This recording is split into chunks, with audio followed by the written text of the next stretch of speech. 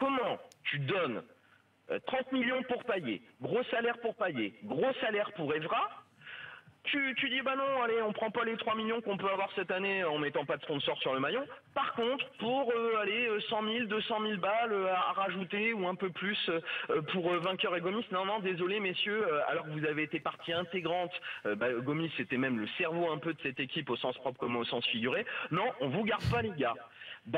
Moi je suis désolé. Déjà, à mon avis, à 40%, le mercato il est raté. Même si, comme vous le disiez tout à l'heure, on prend au dernier moment des mecs, ouais, ok, tiens, en fait, Jovetic, on va quand même mettre 14 millions dessus ou un truc comme ça. T'as déjà un peu découpé l'âme de ton équipe, de ce qui commençait à naître avec cette 5e place et de ce qu'on pouvait sentir un peu. C'était irrégulier, c'est vrai, c'est pas flamboyant non plus tout le temps, mais il y avait un petit quelque chose et des mecs comme Gomis et Vainqueur y contribuaient.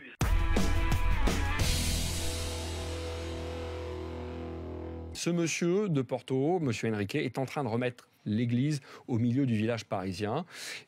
Que ça puisse continuer comme ça, même si je l'ai dit, il y a des dossiers compliqués comme celui de Verratti. Je pense qu'il ne faut pas retenir un joueur qui veut partir, c'est mon avis, mais il ne faut pas le laisser partir n'importe comment. Et si tu le gardes, il ne faut pas non plus que le Paris Saint-Germain se défroque.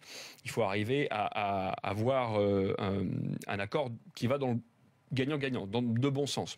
Donc voilà, j'aime bien un petit peu cette nouvelle autorité ou cette autorité retrouvée au sein de ce club. Je pense que c'est de bon augure pour les semaines qui arrivent et notamment ces 2 mois de mercato. Maintenant, vous pouvez donner vos petits ou grands avis, messieurs. Non, Allez, tu es d'accord? Complètement d'accord avec François. Il fallait un vrai patron dans le technique. C'est-à-dire, pour moi, le technique, c'est celui qui parle avec le coach, avec les joueurs.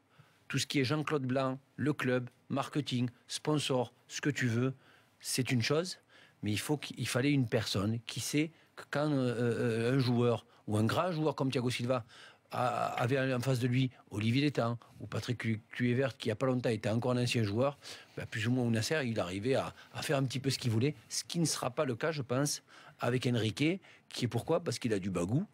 Il a débuté à Porto où il servait le café, à la fin il s'est fait servir le café, donc c'est une belle image.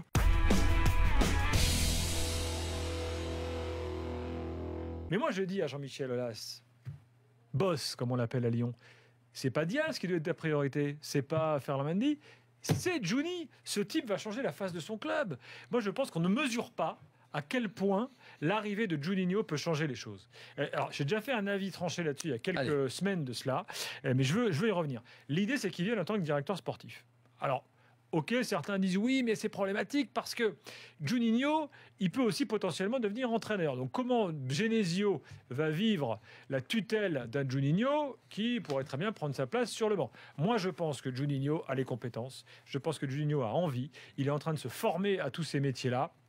C'est un gars qui suit le foot au quotidien de façon hyper précise et minutieuse. Nous, on a travaillé avec lui pendant 1 an sur RMC dans Louis Attaque à l'époque.